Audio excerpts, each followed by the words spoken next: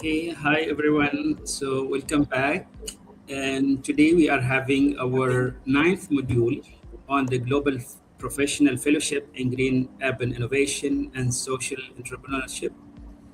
And this module, again, it's being organized by the Global Ambassadors of Sustainability jointly with the Global Green Chamber of Commerce and the Green University Network at the Kingdom of Saudi Arabia. And today, the module entitled Sustainable Mobility 15 Minutes Cities Designing Walkable Urban Spaces where essential services are reachable without car and establishing EV infrastructure foundations. So, I'm now inviting Ms. Michelle Thatcher, the CEO of the Global Green Chamber of Commerce, for an opening remarks. The floor is yours, Michelle. Thank you, Dr. Wassam, and such an honor to be here with our esteemed speakers. As you can see, we're from all over the world again, and it was such a engaging conversation where people have worked. They're not just at that particular location, but they've worked and traveled all over the world. So we're in for a special treat today. And one quick reminder: right now, once we finish this program, we are 3/4 of the way through, and we will have, if you haven't already done the past programs, you can always access them. You can watch them at any point and take the quizzes. And so try to do those as quickly as possible. We want to provide the fellowship if you've accomplished and finalized 10 of the programs. So, and then we will have acknowledgements coming up. So just please, if you haven't done so already, we'll try to post those links for you, but you can go back at any time and take those courses. So as Dr. Wassam had mentioned, we're coming into the mobility and 15-minute cities. And there's some wonderful takeaways that you're going to learn today. Just these are the high levels collectively that walkability drives sustainability. Human-centered design does matter.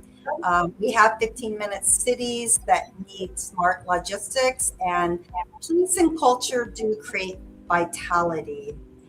And very key action items. We want to make sure that you take this knowledge and you integrate it within your cities, within your communities, within your universities.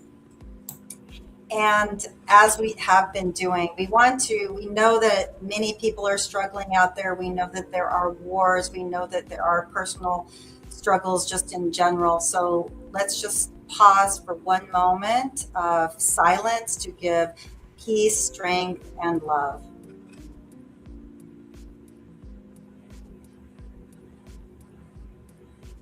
And we're going to extend that commitment and prayers to each of our speakers today to give them strength for guiding us into this next session.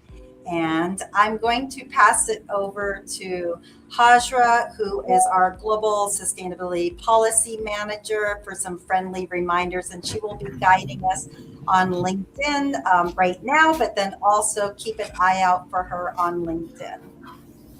Thank you so much, Michelle. Hi, everyone. Today, during our webinar, we encourage your participation. You're welcome to share your thoughts, reactions, and insights during the presentations. Please share your location. Tell us where you're joining us from today. And as you ask your questions today, please provide the name of the speaker that you're asking the question to and stay for the Q&A session at the end of the presentations. This is an open, inclusive, uplifting dialogue, and we will be managing all the questions on our end to bring into the Q&A session. We're looking forward to an engaged audience as always. Thank you so much. I'm going to pass it back to Michelle. Thank you so much, Hajra, and I'm going to give it back to Dr. Wassam, who again brought us all here today, has all these amazing connections all over the world with the global ambassadors of sustainability, and who has brought the fellowship idea to the forefront and looking forward to more. So, Dr. Wissam.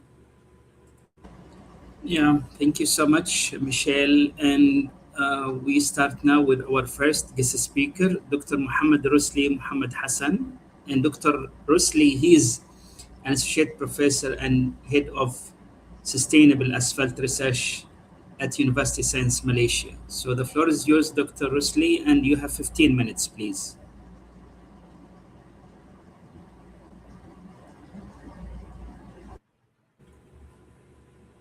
I'm not seeing the presentation, Dr. Wissam. It seems I only see Dr. Sarov's presentation and Dr. Amira's. So, Dr. Rossley, I don't know if you can maybe upload yours again.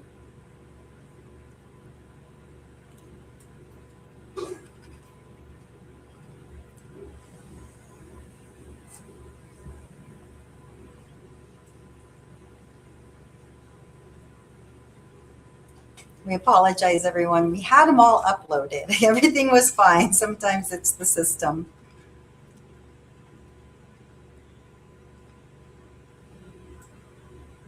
And Dr. Asana, the same for you, just eventually.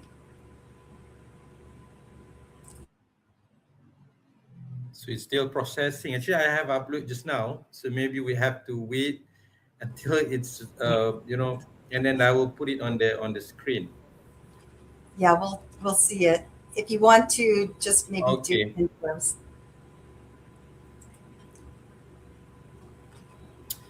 Okay. I believe that everyone can see the slide. Yes. Okay. Good morning, good afternoon, good evening, or good night, because it could be because in Malaysia now it's almost 10 o'clock. So let us begin my part, which is I'm going to talk about designing a walkable urban space lesson from Malaysia.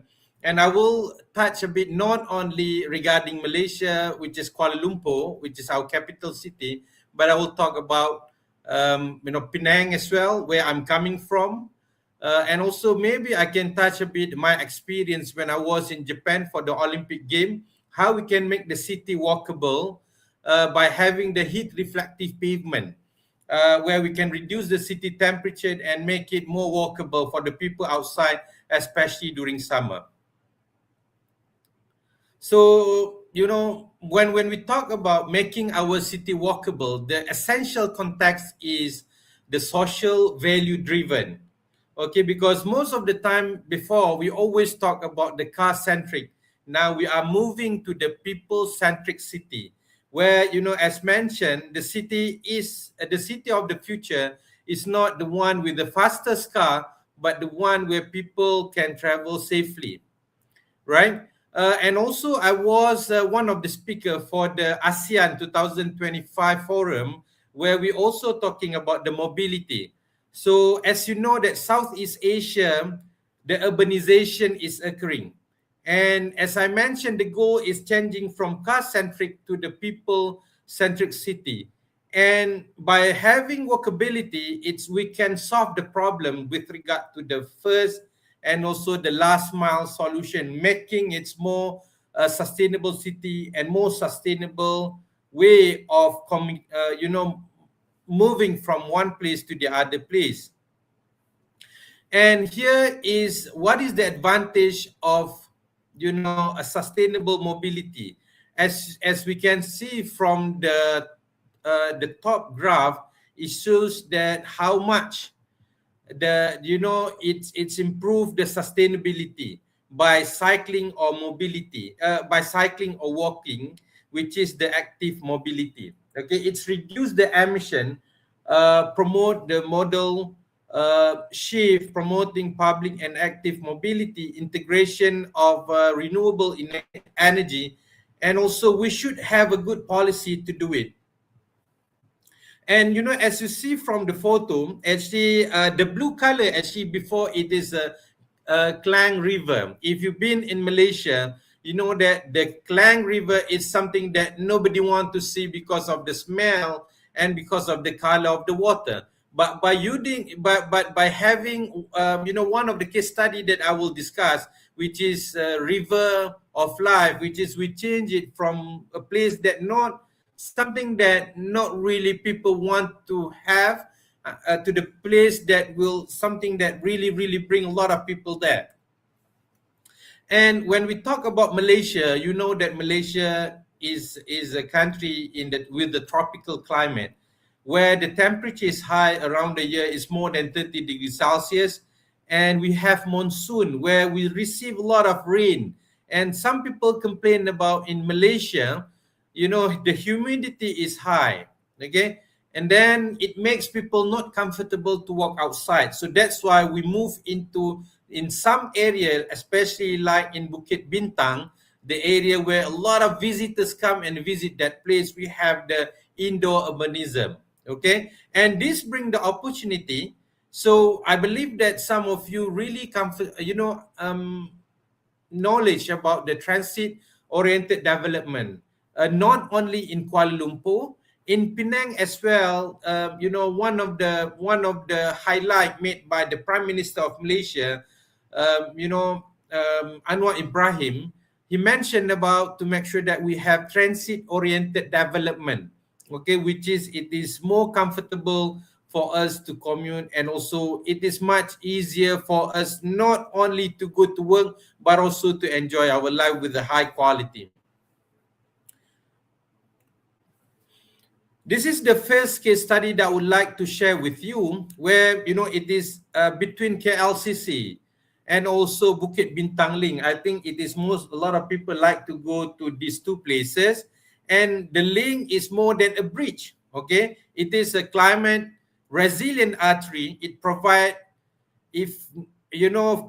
comfort where people, rather than they have to passing through the traffic by taking the Grab, so they just by walking, it is, you can observe more things and you feel more comfortable.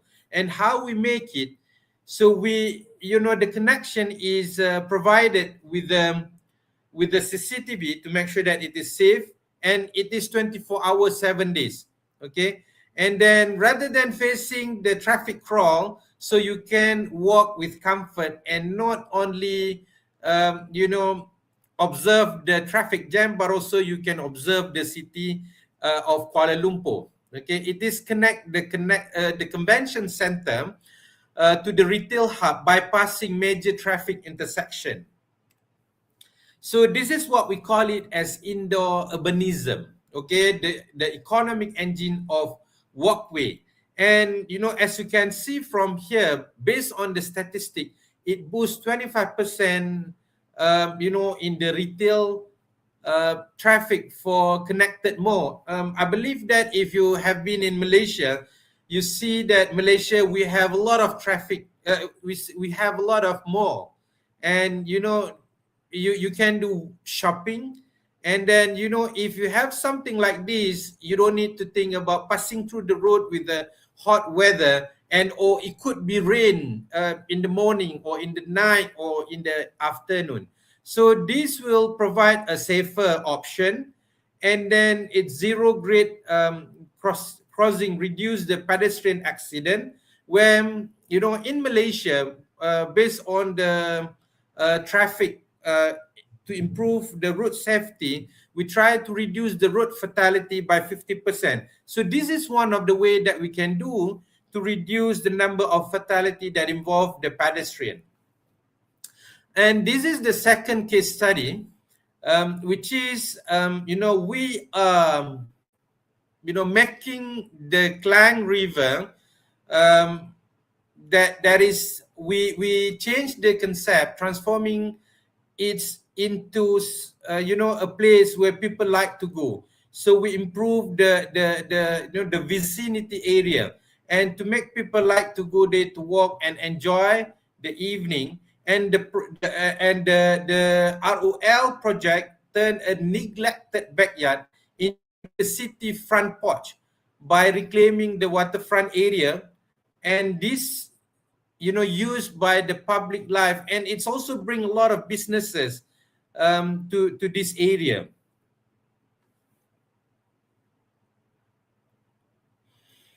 Okay, then it create opportunity by combining the entrepreneurship and also workability. By having dwell time, micro retail, and also asset value. And as you know, some area that people don't like to go, it might cause the value of the houses getting lower. But having this kind of thing, it bring more people, and then definitely will have to bring the value of the properties.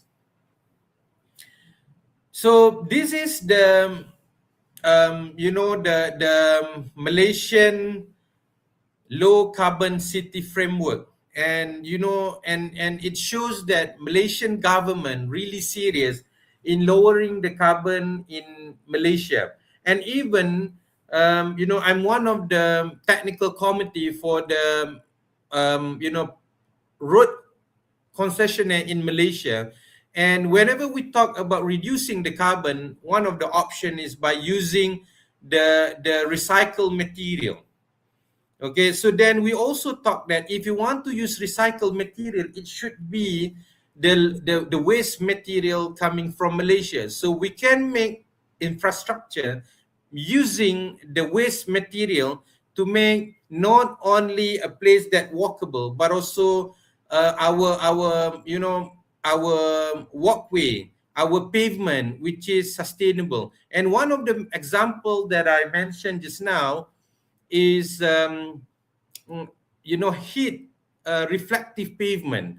I believe that that in country like Malaysia, we always turn on our air condition. Doesn't matter day, morning, or at night. It's because of you don't feel comfortable.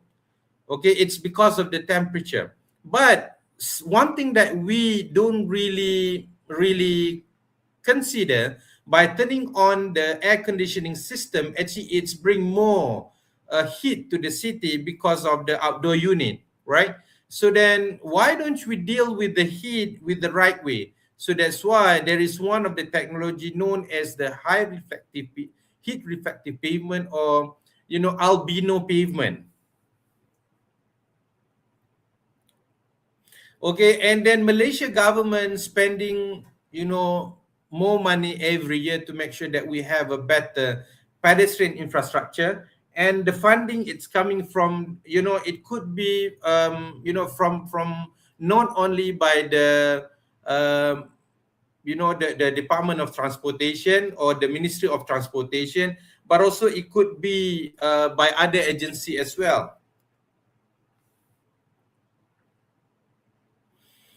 So this is some principles to make sure that how we want to make sure Malaysia is walkable, rather than we have to take, even if if I consider myself, I always think that it is better for me to take car. That's one of the habit in Malaysia.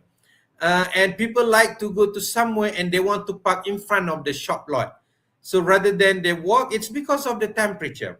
And one of the things is we have issue with the first and end miles. So by having transit oriented development, it will definitely help. Okay, so when we want to have a walkable city, we need to make sure that the infrastructure that we provide is high permeability, by providing easy access, which is every 50 to 100 meters. So we have one access to that properties, access to the infra. To reduce the cost, utilize available shading by using sidewalk and tree canopy. So, but this one we have to be careful. Sometimes because of the development, let's say we want to build a new pavement, we just simply cut the root. But we have to remember, yes, when you cut the root, you reduce the stability of the canopy. It's one of the issue in Malaysia as well. Falling tree, we have to really take care about it. And also the way finding appropriate signage and digital image, digital map for tourists and also the locals. So in some area, in Malaysia, even though people can speak English, but we try to maintain our national language by using Bahasa Malaysia. So, but now for the place that heavily visited by tourists, we will also use English language to make sure it is more, can help the visitor that come to Malaysia. And then the quantitative impact of this is some of the data that I have. So it's reduced 30% in private vehicle usage in the KL city core. Okay. If you go to Malaysia, a lot of my friends, they say that, when they come to Malaysia, they see a lot of car and people like to drive rather than taking the public transportation. I believe that if you have been in Malaysia, even me also, if I'm travel from Penang to KL, I'm rather take my car rather than, because of the rain. And sometimes you want to go to one place to the other place. The connection might not be that good. But I believe now the government putting a lot of effort to make sure that, and I believe that that percentage will be increased, in next 2 or 3 years. Even in Penang, now you come to Penang, there is no train system. We are building our LRT system, which is connect from the airport to the Georgetown to the few places that people like to go. And then I believe it will bring and reduce a lot of issue with the traffic, and also make people more comfortable to walk and visit a lot of people, a lot of places by walking. And this increased daily step count, okay, like me as well. As people that sit a lot, working as a lecturer, we always sit in the office. So if you allow this kind of infrastructure, so then it will help people, to walk more rather than, if you drive the car, you have to sit. So then you walk more and you can enjoy the city better. And for the tourism, walkable So, heritage so trail in Penang. you have 2 minutes, please, Dr. Resli. 2 minutes. Yeah, I have another one last slide. Okay, and these are the summaries. So it helped with the, improve the walkability. And we should have one of the things, as I mentioned, the exact example in Penang, where we are going to have LRT. And also we should deal with the thermal comfort because Malaysia very hot. And then one of the way we could leverage on the corporate social responsibility, like Petronas. They do few projects for the community to help with the places, with the infrastructure to help this.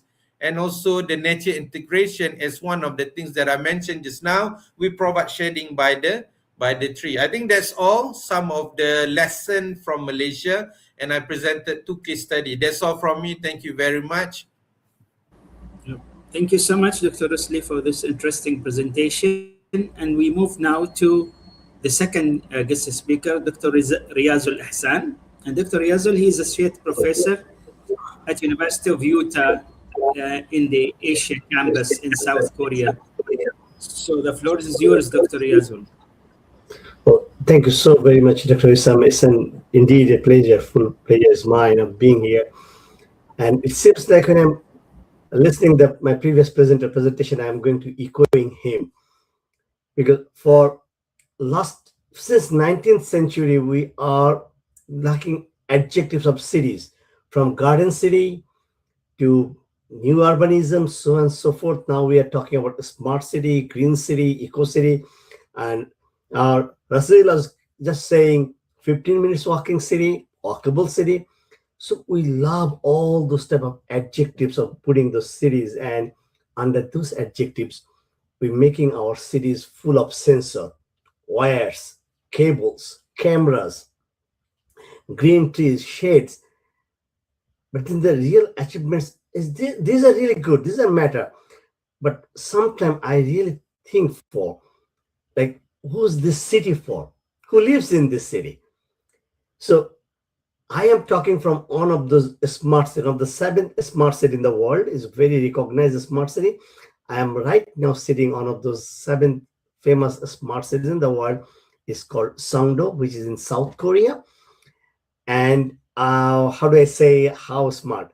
Songdo is covered by 2,200 cameras and 10,000 sensors.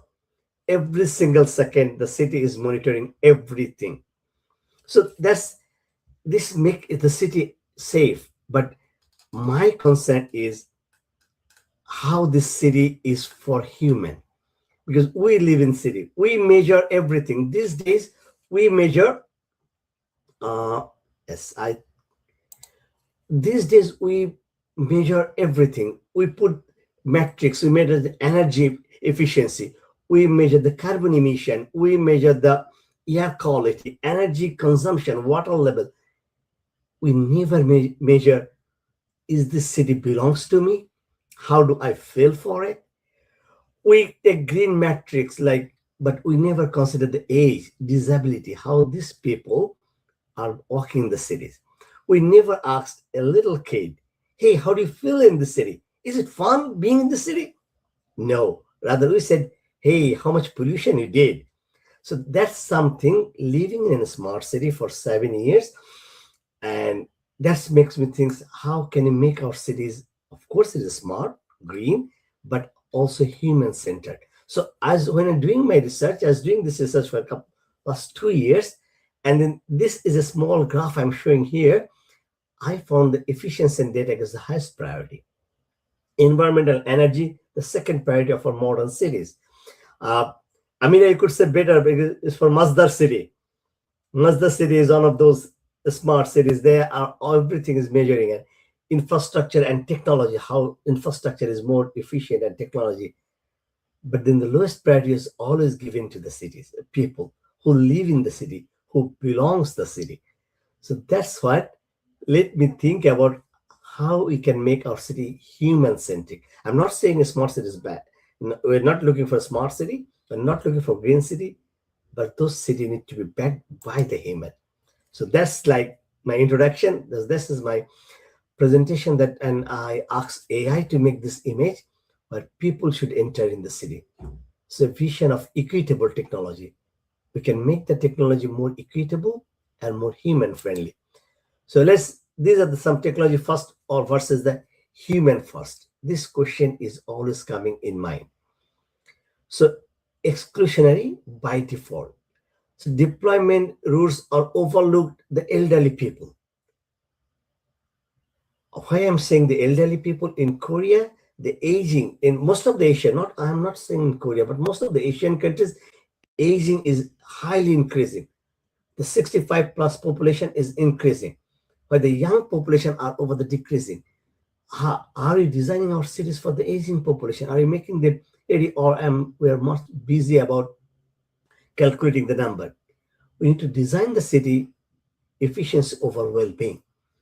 How efficient the city is, how quickly we can go from A to B, how fast and comfortable. Is that well-being or is that ensuring well-being for everybody? Data without dialogue. We believe more in the data. The 30% of traffic volume will lose, that 40% pollution will decrease, 10% noise volume is controlled, 50% efficiency. But is people are saying this one or data is saying this one? Is the people who live in the city are saying that, no, my city is more comfortable for me, or I am feeling much safer here, or I'm saying the data that there is no crime, 30% crime reduced, but still people are not feeling safe. Data cannot justify safety. So these are the something we need to think about while we are designing city, whatever cities we are designing it. And from that idea, me and my research team, we are thinking, why don't we define the smart city in a different way, from people's angle, not from the technology angle. Now we always, because the definition of a smart city is data driven. That's what really I do. I design a smart city. I work with the smart city, but then I think, let's think about a smart city definition in a different angle. And redefining smart city, thinking equity, not equality. In a smart city, everybody have clear and easy access to public transportation. Everybody have access to energy. That is equality. And what is that everybody means? Is that the low income people have the energy? Is the disabled people? Is the kids have the better sensible public transport? Is a pregnant woman can easily access to the public buses and get a seat? That's for everybody. So that's equality, not equity. So can we make the city equity? Inclusive by design. Design a city that for everyone feel this is mine. And these days, you cannot say a city for a certain group of people. It's a multicultural realm, a city where people live from everywhere. For example, take Saudi Arabia. You can find people from every single corner of the world. Is Riyadh is designed for every single corner people, or any city, the Songdo in South Korea where I am living now, people from like anywhere or anywhere. So a city needs to be designed inclusively from any language, any color, any beliefs, any age. They can find this is mine. So needs a drive-in innovation, an innovation that's work for the community, a vendor roadmaps that can guideline everyone. So that was the smart city we are trying to define. We are trying to promote this one that should be an equitable smart city. So understanding the driver's needs, a city, and interestingly, I don't know if you ever noticed it or not. If you look for any modern city advertisement in the TV or any commercial, if you see any advertisement about this is a smart city, you will find the advertisement always cover young and healthy people. Not a single advertisement you find is showing an elderly people, a people who is 80 years old crossing the street with his stick, or an 8 years old child. You never say it. Do you think they don't live in the city? Only the young and handsome people and healthy people live in the city. Not true, really, though. So the city should be for children, a children who can feel safe, play safe, learn safe. A city should be with a different need. People with have different barriers, not only the physical disability, they have language disability, they have mental health issues. The city needs to be addressed that as well. Elderly residents. In South Korea, highest number of people is 65 or 75 years old. And those 65 years old people are called Gen X. I mean, they are Gen X. And this Gen X people, Generation X, are not very good in using technology.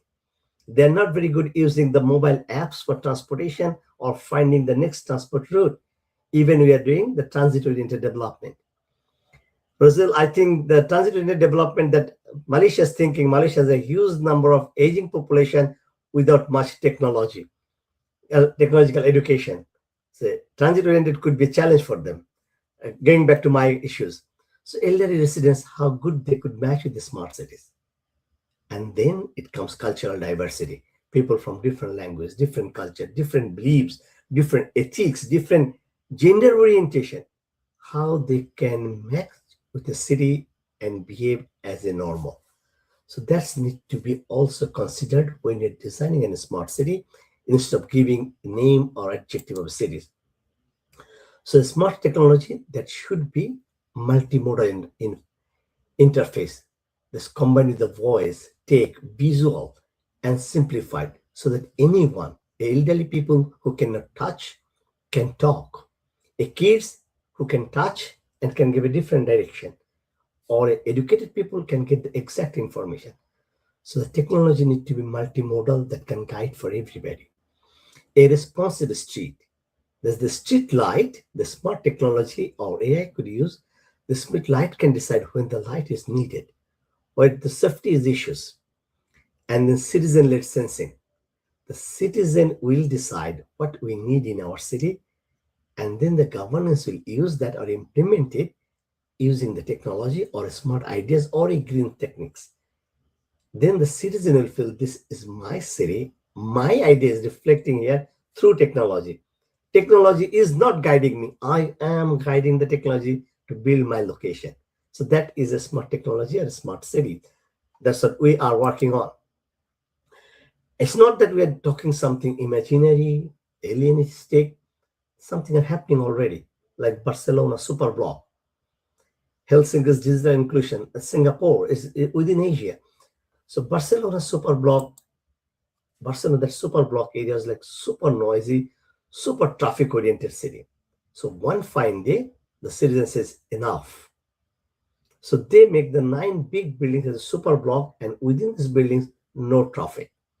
Only the pedestrian, bicycle, and people walk. Traffic will follow around the buildings.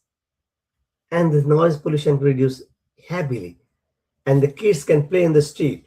Kids can run on the street because nobody drive a car there, either bicycle or walk. And this is very successful. Noise pollution reduces 30% state level, and street become a community place. People meeting on the street, people talking with them, and the community become a more community sense, more neighborhood sense. And in a smart city, people always depend on technology, doesn't depend on his neighbor. When you're not depending on your neighbor, in a real emergency, technology can only warn you, can't help you.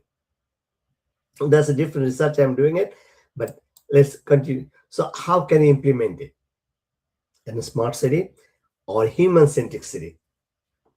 Participatory need assessment. Engage the representative from all group of people, young, elderly, kids, able, disabled, special need, and think what they want. Co-design the solution. Architect and planner should not design. They should be part, but the community will give them to design. Equitable development. Prioritize the undeserved or unserved, underserved areas. Who needs the most? Who can understand this one? Who needs it most? And continuous evaluation, because the city's population keep on growing. Cities are multidimensional. So it's need a continuous evaluation. Once you're done, you said, oh, I did a great job. That's it. Then it's a failure. A city is never ending. You have to continuously work on it. So there are 4 phases: co-design, design with the community, deploy, then put it there, evaluate it every time what's new things coming, and then assess what else we can add. And that's like an windmill. It will keep on going with the wind. That's what we propose. So the city is the urbanization is a wind. People will keep on coming to city. So wind will keep on coming and you have to move with this one. Then it could be human-centric city. So the thing is that we redefine the metric of success. Energy efficiency, carbon emission, yes, those are very important. But how well fitted the city, that should be the city defining metrics. Building an inclusive governance, when the governance are people in the right place. And then Sorry, if it's not a 2 minutes, small city, please. yeah, I'm almost done. So we have to start small, but then scale thoughtfully. We cannot make the whole of New York as a smart human-centric city at a time. We cannot make the whole LA, but then we have to make it small part by part. And that will give us a real human-centric city. And that could be a solution for most of the developing countries, I believe. So what are the barriers? Why we can't make it? Because our system are very data neutral. We are very much tech dependence.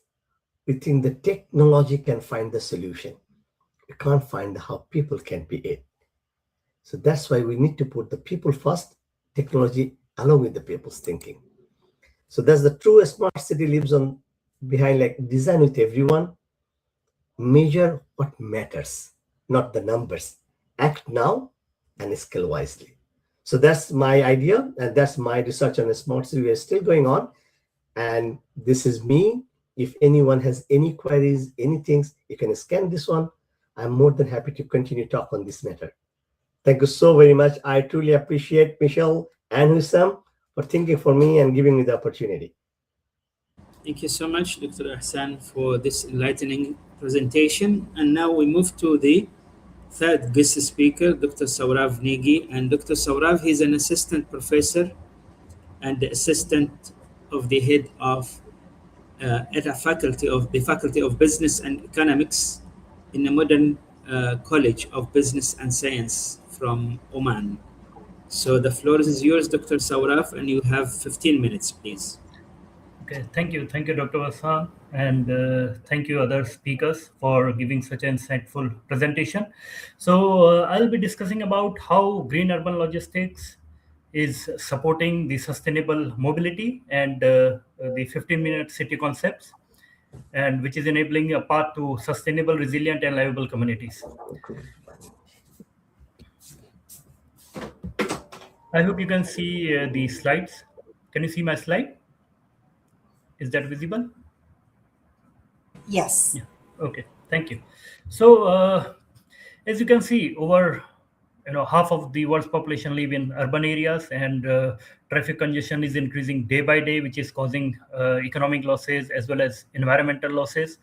And when we talk about transportation, it generates approx 25% of global energy related carbon dioxides or carbon emissions.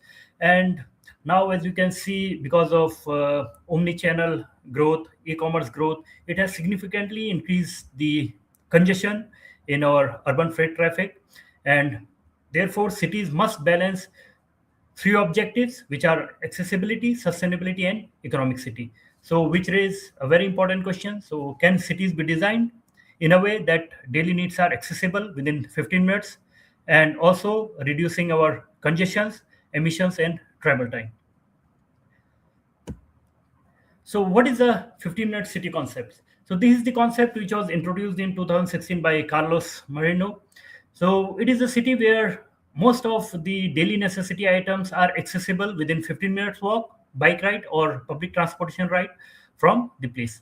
So, the basic necessities like groceries, schools, healthcare facilities, recreation facilities, sports, fitness, gyms, cultural and entertainment centers, cafes, restaurants, and any other community service related facilities are easily accessible within 15 minutes. And it has various benefits like healthier lifestyles, low carbon emissions, less congestion on roads, more time to spend on valuable item or on valuable activities, a stronger local economy, and it also enhances quality of life, as you can see in this picture. So, why logistics matter in urban sustainability? Logistic is the backbone of, as we all know, the economy for the transportation of goods and services.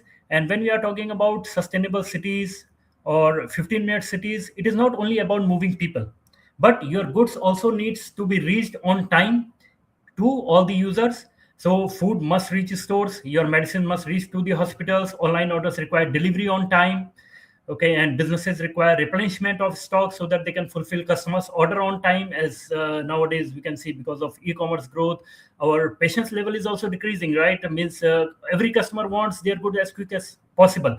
So it is very important to have our logistics system designed in such a way so we can achieve this 15-minute city concepts, not only by focusing on people but also on goods. So that's why it is known as the hidden backbone of cities, which makes the cities keeps running.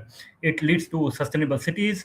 It also helps the companies in making their operation efficient, reduces congestion, traffic, and also carbon emissions.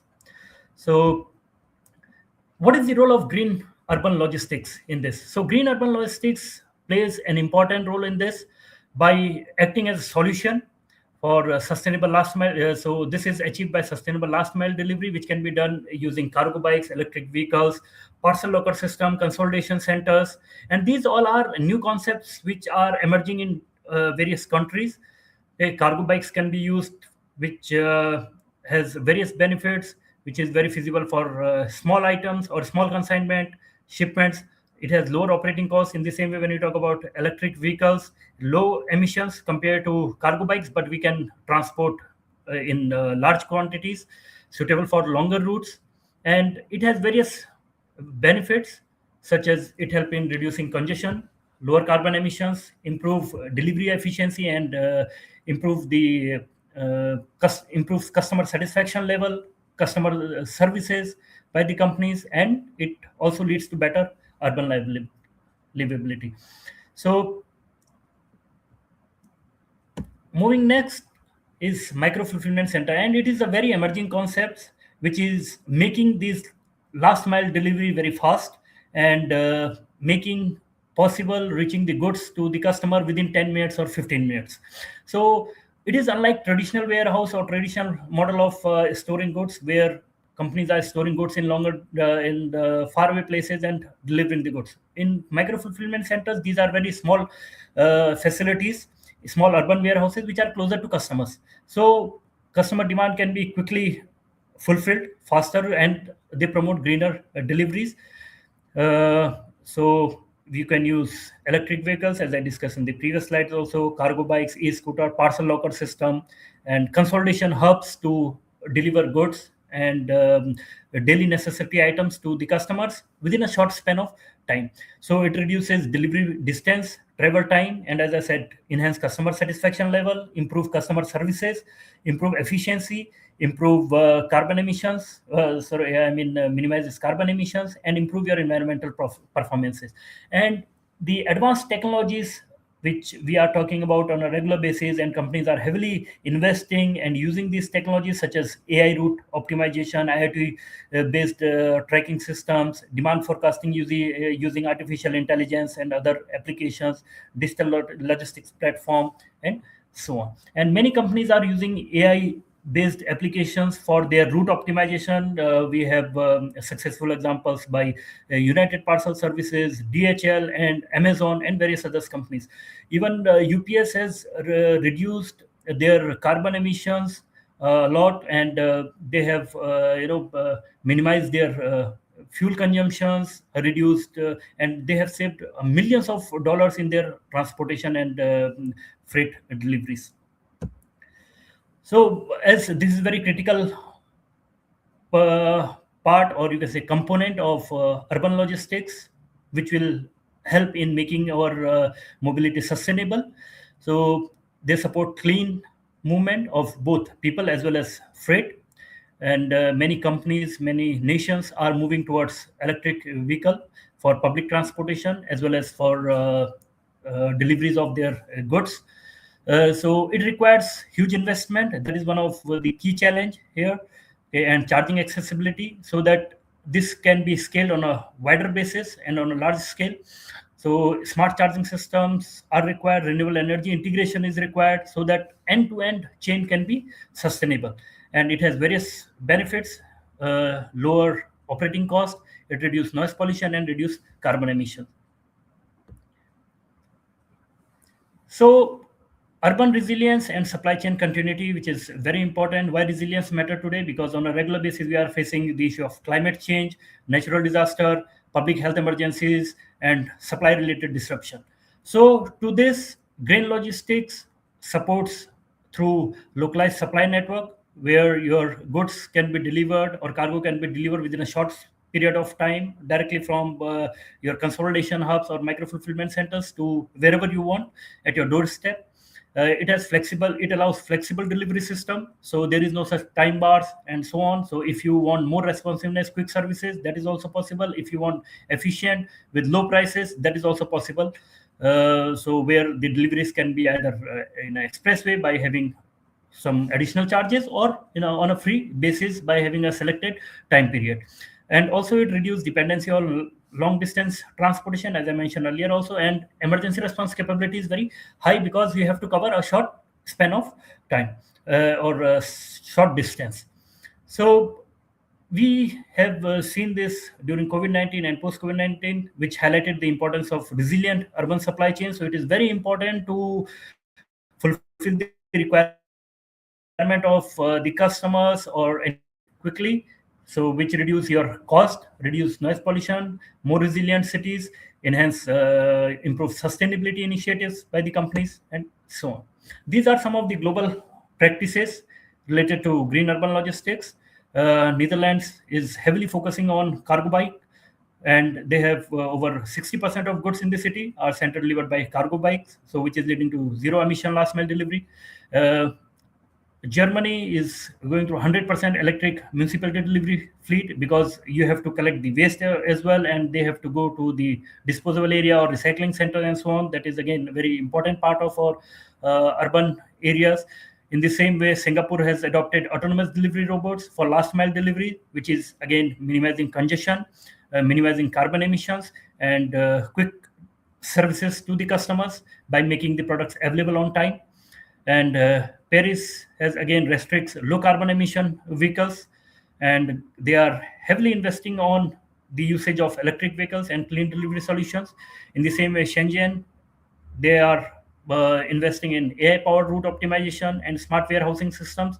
Also, they are investing heavily on EV adoption in logistics field. So you can see from these examples, cities around the world are proving that smart policies, clean energy, public-private collaboration, innovation and technologies, community engagement are helping to create a better world and a better future for all. So all different cities, different countries, but working on a same goal, which is sustainable urban future. So, as we talked about various benefits, there are several challenges also, as I mentioned in few of these slides previously. Infrastructure cost is very high. You have to create that infrastructure. Okay, planning, it requires proper urban planning, land availability, create an issue. Stakeholder coordination is very important, and behavioral change of people. Sometimes it happens we have all those facilities, but people are not ready to change. So behavioral change is very important, and there are various opportunities for the entrepreneurs and innovators in the area of green entrepreneurship, smart mobility system, developing EV ecosystem, and urban logistics related innovations. And future trends, we will see AI enabled mobility in the coming time, deliveries via drones. In some countries, it is started, but still across the globe, it is at nascent stage because of various regulations and other issues. Autonomous vehicles and digital twins, and many countries has already adopted digital twin system, 3D model, and they are planning in advance before implementation of, let's say, route planning, identifying bottlenecks, and so on. So this slide is the summary of whatever we discussed. So 15-minute city supported by or promote sustainable mobility, which is supported by your green urban logistics, including parcel locker system, EV vans, cargo bikes, micro fulfillment centers, and these are supported by advanced technologies such as AI, IoT, and your digital twin system, and which support or which promotes urban resilience by minimizing your carbon emission, adapting to any changes, resilient supply chain networks, flexible delivery system, and very important, emergency response capability in case of any incidents. So to conclude the presentation, I would like to say that 15-minute city promote accessibility and sustainability, supported by green urban logistics, which ensure efficient movement of goods from these facilities to the customers within a short period of time, and also leading to less emissions, less congestion on roads, and these are supported by green vehicles such as electric vehicles, other digital technologies using AI for route optimization, IoT for real-time tracking, and blockchain for tracking the goods, and resilient supply chain, strengthen urban sustainability, and future cities must integrate mobility, logistics, as well as technology to be more resilient and sustainable cities, sustainable mobility. And at the end, I would like to end my presentation with this thought: the future of cities depend not only on how people move, but also on how your goods move. And therefore, green urban logistics is acting or will act as the invisible engine for sustainable cities, resilient cities, and livable cities. So this was all from my side. In case you have any question, you can please write in the chat box, and at the end, we can address those questions. Thank you very much. Yeah, thank you so much, Dr. Saura, for this interesting presentation. So now we move to the fourth guest speaker for today, Dr. Amira Al-Haki. And Dr. Amira, she is assistant professor of architecture and urban planning at Zayed University from the United Arab Emirates. So the floor is yours, Dr. Amira. Thank you, Dr. Wissam, and I would like to welcome you all and thank you all for joining today.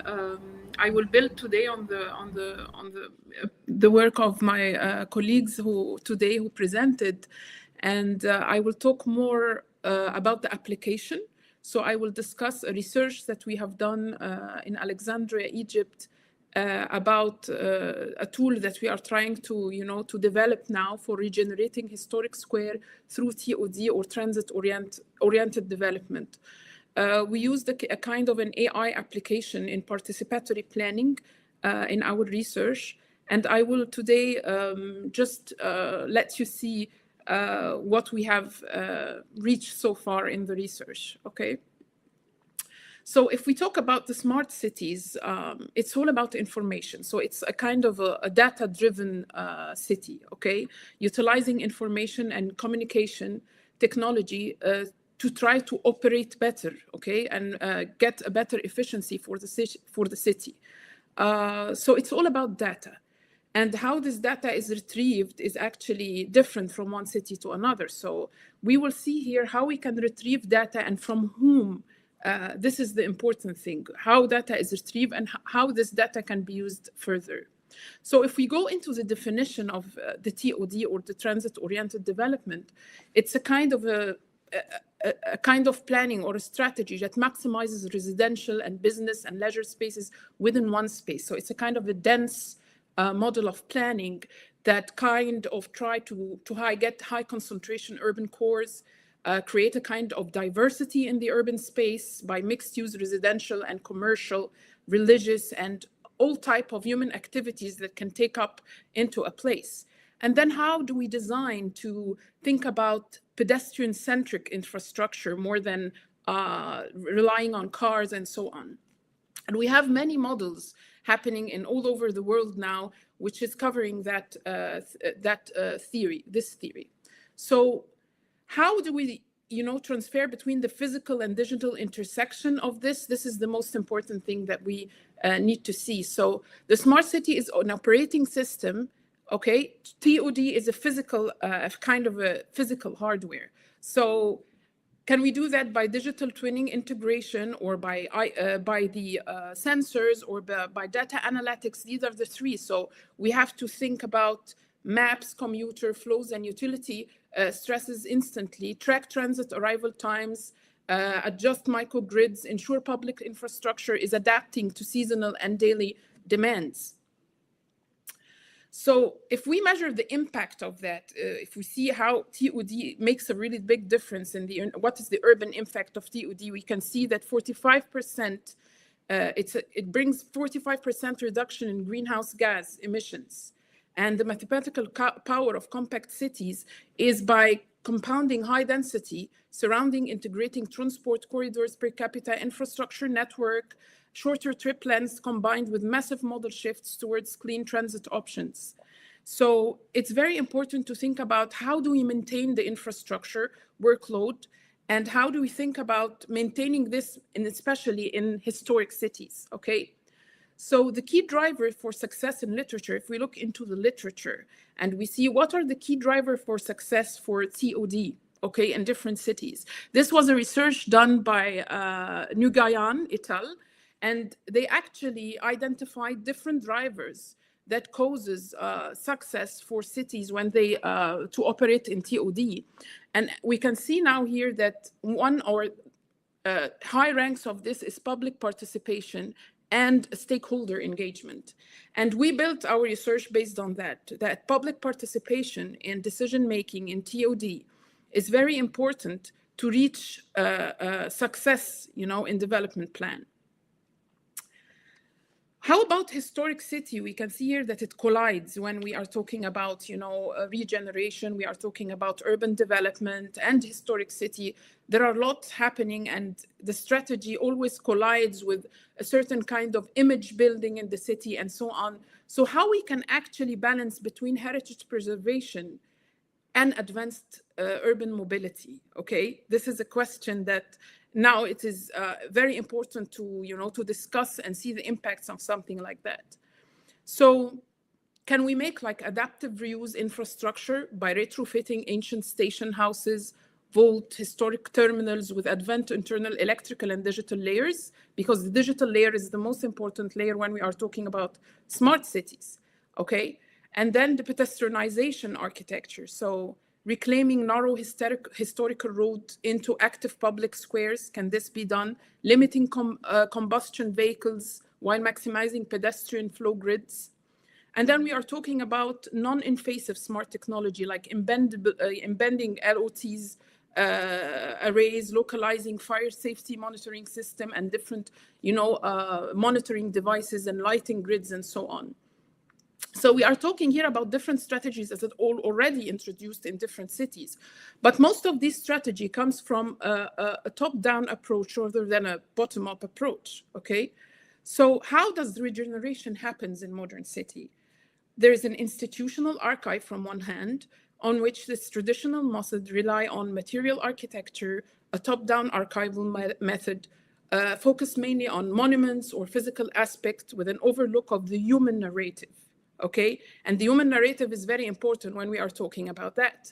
And the other side is the intangible. So how can you actually capture a collective spatial memory of that space from the people who are living there in that space? And they are experiencing that space through years and years and layers of memories and history. So this requires a participatory strategy that can capture a holistic image of the place and empower all residents and users to share their experience and project their experience within the space.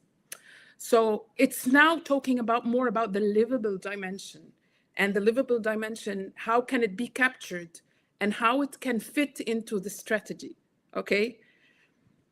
So if we're trying to see how to, arrive to a participatory outreach framework, first by evoking the memory. So a kind of a community and outreach storytelling that is done through informal conversation within the vicinity of the historic space to unveil the senior sensory description of the past.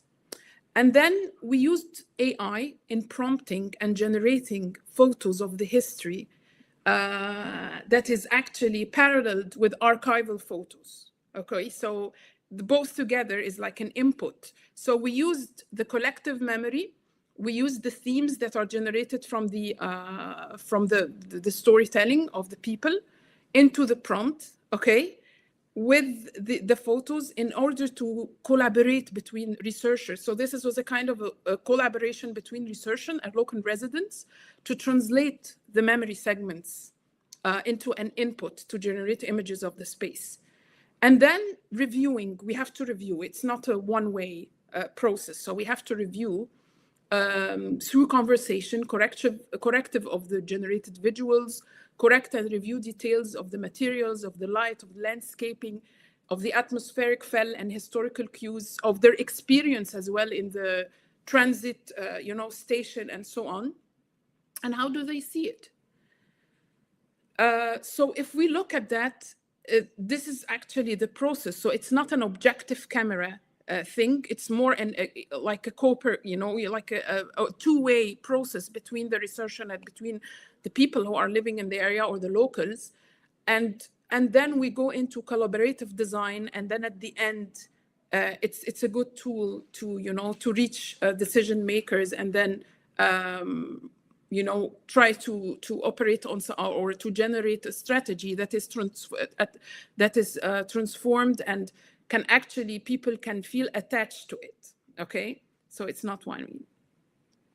So the workflow here, we tried as much as we can to record, okay, through interviews, through just informal talks with the local, to synthesize, okay, the local diffusion models using generative AI, and then to segment the qualitative analysis into spatial themes, and then to exhibit this to the public, okay, into the square. So we try to let them see the work, what we have done, and then we have feedback from them, and then go forth until we arrive into something that a little bit, they feel attachment to it.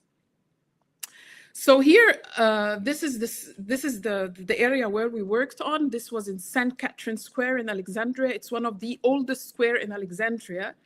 And the style of architecture and the urban planning there is a very Italian architecture, where a very known church of St. Catherine was designed by the architect Serafino di Bacino, which was an Italian architect.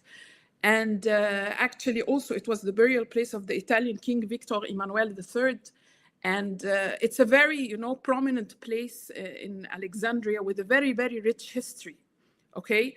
And here we can see that it's also not only that, but it's a commercial hub, it's a transit hub, okay? And it's a very known, but the current situation actually is very chaotic. And now we can see that there is a project going on now in Alexandria, is a regeneration and replacement of all the old tram facility there is going to be replaced by a new sustainable tramway system. This has actually caused a lot of problem with the locals because they are really attached to the old tram with its form and so on. So what we try to see is that how we can actually solve the issue by saving the image, but at the same time, how can you improve the efficiency?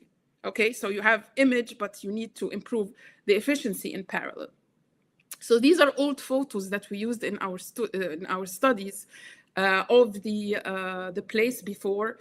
And it actually, when you talk to the people, it aligns with what they are saying about the landscaping, about the pedestrian dimension, about the commercial dimension, and the existence of mega stores that are really famous by this time. And you can see its evolution through time. The tramway is a major, a transport hub in that area. So when we try to analyze the memory of the place, we put it into different themes: morphological and spatial attributes, urban amenities and infrastructure, socio-spatial practices, and historical narrative. And from this memory, we can see that this memory can actually bring vitality into the space, okay, more than it was before, and reconfigure urban image or the square identity, and then enhance the urban vitality of the square. So actually what we find as indicators, and it was actually highlighted by all the the talks and that we made with the qualitative analysis and the talks that we made with the locals, that they talked about different dimensions that we actually categorized in these. So we have thriving commercial activity. It's a commercial hub, street vendors, famous historic department stores that were actually there. The vibrant street life, you have a pedestrian activity that is very dense there. Cultural offerings, so we have many cultural institutions that are adjacent to that square or within a walking distance with that square, and destination of cultural tourism and religious tourism as well. As a public space, it was well designed, okay? A public square that was very well designed, and it actually was a communal space. These are all retrieved. The walkability and transit accessibility was more of public transport and biking and walkability. So it's kind of a mix between transit and active travel. And then the residential density and mixed-use development, we can see it mixed use, live and work, proximity was a major thing. So most of the people that we actually interviewed, they were living in the area and working in the area as well. And then the blend of residential and commercial land uses was a very significant, part of that square. So we use these indicators to start to, suggest, the new strategy for it. And what we did is, what we can see here, we created a series of the most important part of the themes, and we tried to generate images based on their talks of the new development of the square. Okay, so we try to, 2 minutes, please. Yeah, I'm finishing. So we can see here how we can transform from the collective memory into a strategy that is built, into the vote. So the key recommendation for regenerative historic square within a smart city environment, from this we can say that heritage meets mobility. So implementing TOD in historic cores requires a sensitive and surgical approach to balance preservation with modern demands. The adaptive reuse is transforming heritage building into transport hub. How can this be done? A pedestrian-first approach is very important to adapt. So active mobility is very important when we are talking about this, about ancient streets and walking in, and invisible tech. So tech here should be a little bit invisible. You should not see it. So smart lighting that respect classic architecture. It's very sensible, and it's a really different scenario from other things. So thank you very much for your time. I think I'm on time now. And questions, please. Yeah. Thank you so much, Dr. Amira. Yeah.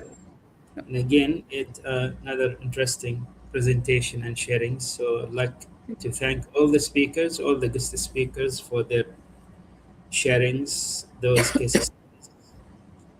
And yeah, this is what make this platform unique, since we bring and we are proud to have you all to share your valuable uh, sharings on these interesting topics.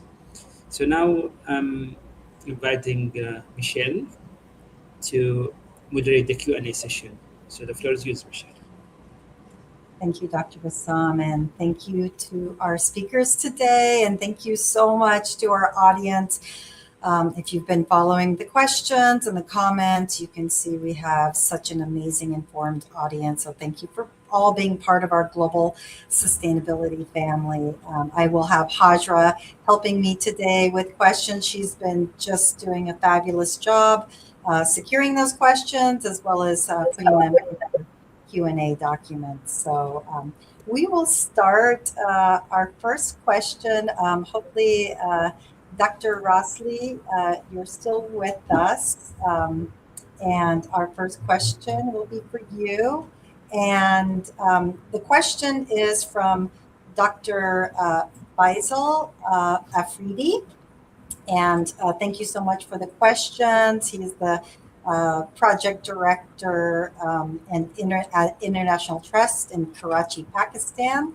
So he asks the question, how can Malaysian cities balance dense, car-centric development with tropical climate challenges to create equitable walking spaces without displacing lower income groups?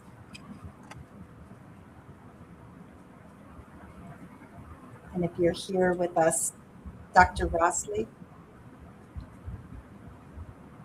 Oh, maybe not. Maybe we'll go to our next question. And Haja, if you want to ask the next question. Perfect. Thank you so much, Michelle. This next question is by Dr. Ehsan. This is by Dr. Indira Bunik, who's joining us from Switzerland.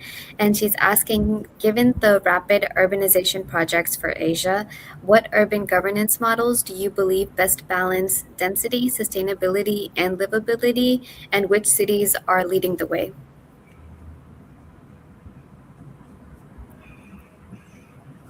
You're muted.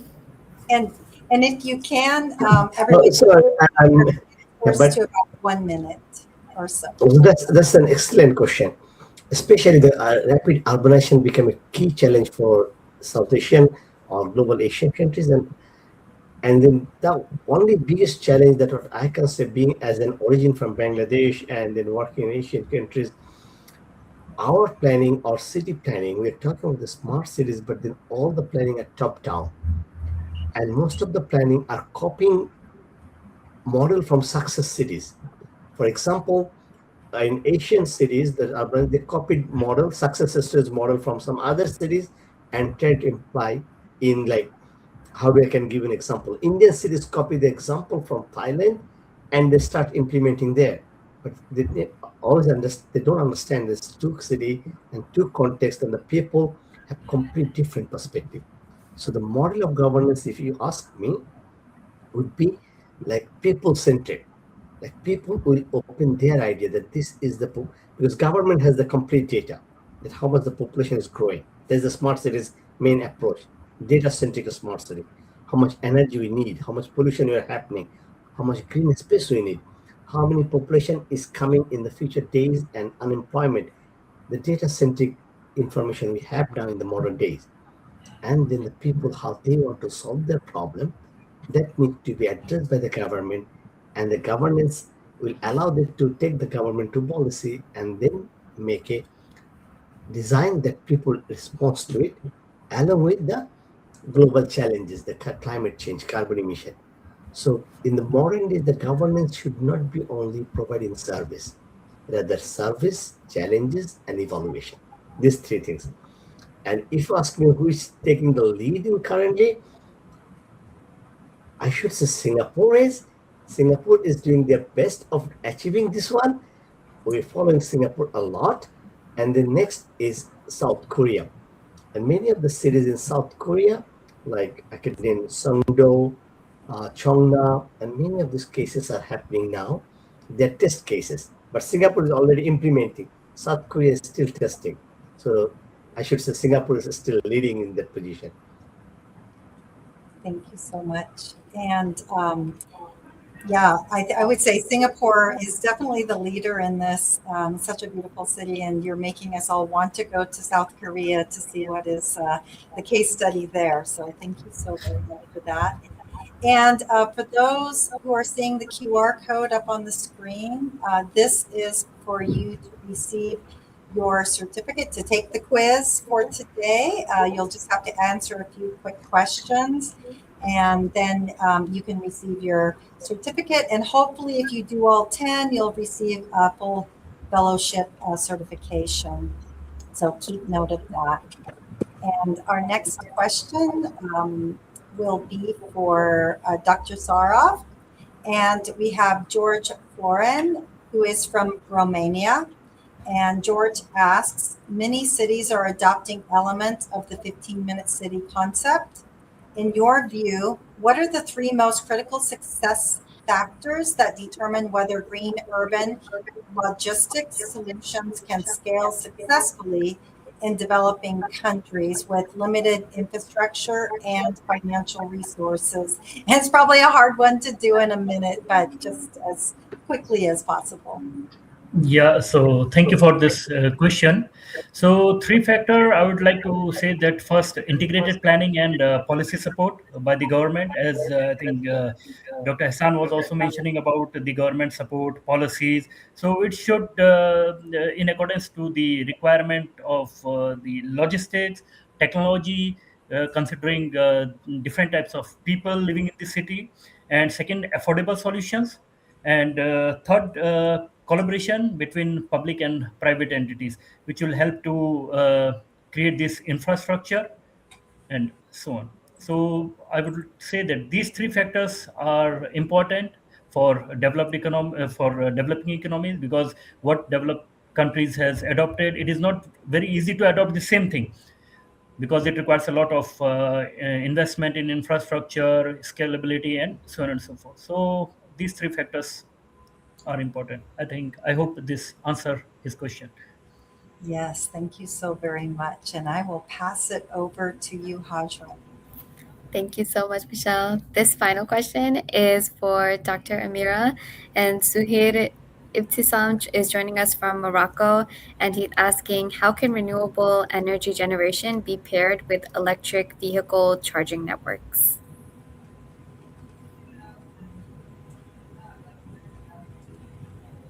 Okay. Can you repeat the question, please? I didn't hear it. Yeah. Yep. So they're asking, how can renewable energy generation be paired with electric vehicle charging networks? I think there are two modes of doing this. So it's either through physical infrastructure in the space, or stationary energy storage system. This is what I know about it. I'm not really into these systems, but when you try to work on something like that in the city, these are the two methods that you use. So it's going to be on-site or off-site, depending on the budget you have or so on. Thank you so much. Can I add a little bit of Amira's? If you can help, yeah. Okay. I mean, in South Korea, they have the plan by 2035, all the cars should be electric car. And that's why all the shopping mall, every single shopping mall, even the grocery store, the government is helping them to put an electric car charger. So when you are shopping, and even in the schools, elementary schools, when you're dropping your kids, and your kids is going elementary kindergarten, so it'll be there 6 hours, 7 hours, and mom will pay. So mom keep the car charging there and then go other way, or the shopping mall, or even the grocery store, along with the gas station. Gas station also have the charger, and this way. So that all the charging are not free, that everybody has a QR code or an app so they can pay. So government can earn the revenue at the charge the car and reduce the carbon emission. So that's what like Korea is doing. We are implementing almost every sector now. I don't know if it's helped much or not, but this is doing on the smart cities now. Yeah. Thank you, Dr. Thank you, Dr. Hassan. And I think that that's what makes this particular program so unique and special is that we're all learning from each other here, plus our audience who, is coming from such educated backgrounds and teaching students all over the world, as well as being in the industry. And we're, again, learning and asking questions of each other. So, yeah, thank So you so there's a much. question I would like to answer. I can Yes, see it please. here. So from George, I can see he's asking about the diversity of the people on which in the participatory planning. So we make sure that we are covering this in our sampling system. So when we are sampling, we are making sure that we have like diverse ages and generation and different groups as well, so we're trying to cover this as much as we can in our sampling, and this is what we did. We did even in the focus group, we chose people who are working, female, male, children, people who resides in the area more than 80 years ago, so this is give us like a full picture of what is going on there. Yeah. Thank you. Thank you so much, Dr. Amira. Yeah. And thank you for finding that question that resonates with you. And we'll jump into you, Dr. Hassan, for a question. We have a question from Noor Adila Latif, and they ask, are there any metrics that can be used to evaluate whether a human-centric smart city promotes equity rather than simply increasing access to technology? It's muted. I think you're muted, Dr. Hassan. Sorry, that's what really, I saw this question when I was looking on the LinkedIn. I was thinking if I can get a chance to answer it. In the public transport sector, we start doing this one. There's the public transport sector. How many seats are reserved for the pregnant women, mom with the kids for 4 years to like 1 to 4 years old? Because when the mom's coming, mostly the subway system, because I'm sorry, I'm taking only the Korean example because Korea's subway network is well connected to every corner. So we are measuring every single, the private ownership and the government owned public transport sector, how they are connected. And that's we're measuring the well-beingness, how smart the city. The public transport, the subway is very smart, but then is that providing accessibility for all the need people?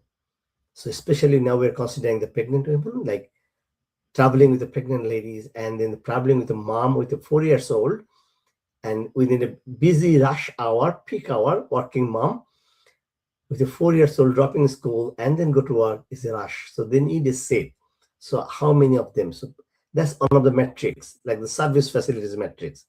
Then we are measuring the public parks, how the parks allow the special need people to enjoy exactly the same as a common people enjoy.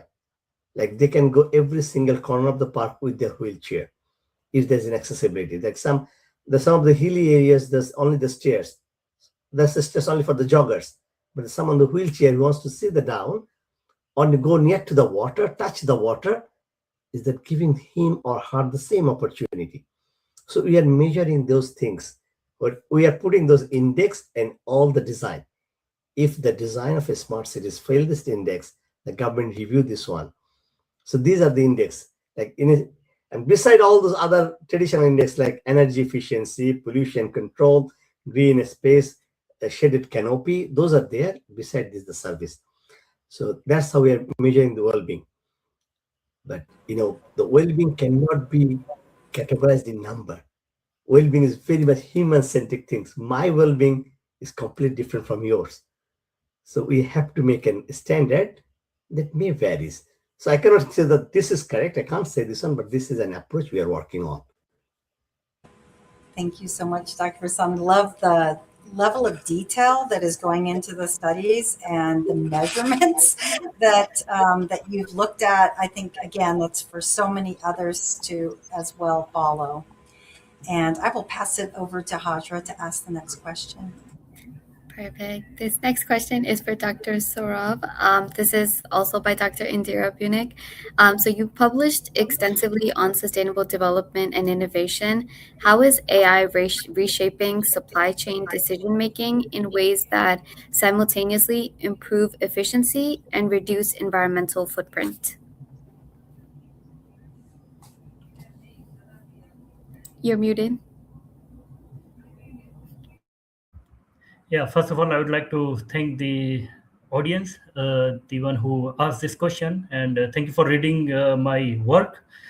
And regarding AI, see, AI has been adopted by various industries, various companies for various purposes. So, multiple areas, multiple ways it can be used. And yes, it is definitely helping in improving efficiency as well as improving sustainability. So, it help in demand forecasting, which enable companies to produce less inventory, so it minimizes overstock, so less or unnecessary usage of resources, unnecessary production of goods, unnecessary waste. So in that way it minimizes the carbon emissions, or it enhance sustainability as well as improve efficiency. On the other side, it help in route optimization. As I mentioned in my presentation, there are various companies those who are using AI for route optimization. It helps in minimizing the cost as well as minimizing fuel consumption, carbon emission. UPS is one of the best examples in this. I will suggest the audience to go through UPS Orient system. It's a case study, and this is the system which they have adopted. It actually calculate and analyze more than 2 lakhs route within seconds to identify the best route, which helps minimizing the distance, minimizing the number of trips, minimizing the number of vehicles, and they have saved millions of dollars in their transportation system. In the same way, it can help in predictive analytics, predictive maintenance, so which will help in proper utilization of your resources and so on. So that's how AI is helping in achieving your different sustainability aspects: economic sustainability, environmental sustainability, and social sustainability, by improving jobs, by providing more jobs in different areas and so on. Thank you, Dr. Sarov. And I think that no matter where we are in the world, proving the economic benefits, the job benefits, that's just something that everyone's looking for, especially when it comes to policies and just design overall. So thank you so much for talking about that. And I know we're running out of time. One more question for you, Dr. Amira. We have a question from Dr. Hani Nabil. And they ask, I think if we plan for a bicycle road in Alexandria, it will solve a lot of transportation emissions and also increase the walkable areas. So just any of your thoughts on that there? I think the most important thing here is to create something of a segregation between layers of, transit systems and walking modes, as well. So I think in the historic cities, the best strategy, to adopt in something like that is kind of like a subterranean or peripheral transit integration. So you try to take all the transit or the heavy transit system down, and everything on the level, of the square itself is walkable, and so they don't really collide with each other. So this is one of the, or you take it to the periphery. So this is another strategy. Also to create zones, segregations. So it's very important to create, walking zones depending on, the attractions that you have there. So you have zone A as a heritage core, zone B as, for example, transition buffer, or create like a central node for it. So there are many, ways to solve the issue, and to use, these different methods in your work. But the thing is, what do people want? This is the question, And when it comes to bicycling, biking was actually one of the of the highlighted thing by the locals. They really wanted to use their bike back, but they can't use it in this current situation there. Yeah, in so many cities it's so difficult for that. And it's interesting. I know that when we started our global sustainability expedition, where we're traveling around the world, one of the goals was to we traveled to Bogota, Colombia, where one day a week, Sunday, they close off a majority of the streets for cyclists and walkers. And it's a policy that's been in place for so many years. And it was through that learning that inspired our global environmental policy database, which Hajra has continued to develop and curate. And because we really want everyone to just access the best policies from all over the world. So because there's so many cities that you can't bicycle, you can't walk safely, especially. So thank you so much for Thank you that. very much. Yeah, and thank you again for our audience's questions. I just want to remind everybody to please quickly go back and watch the other modules, because we do want to celebrate you, go through the certification, to finalize the certification. Again, only 10 modules will be needed out of 12 for you to get your full fellowship. So really easy for you to do, and you learn so much, as you can see. And to continue to participate here live on LinkedIn, because it helps to really develop the concepts more fully. I know we have city planners here that are being inspired, and we have other professors who are learning from each other, and those industry professionals who will be taking this into their work as well. So thank you so much, and I'm going to pass it back to you, Dr. Bassam. Yeah, thank you so much, Michelle and Hajra. So I'd like to thank all the speakers once more for their interesting sharings, and also I would like to thank the audience for their engagements, as usual, very active engagement. So a lot of appreciations for your efforts to stay and engage.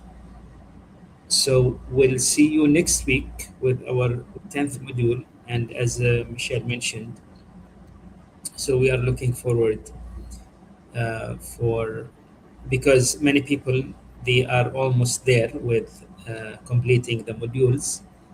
So we'd love to have more of you completing the modules so that you can get that certificate of completion for the whole program, where we are planning the next fellowship program, building on the success of this program. So thank you so much, and have a good time, everyone. We'll see you next week. Bye bye. Thank you. Bye. Bye. Thank you. Thank you. Bye-bye. Thank you for the opportunity.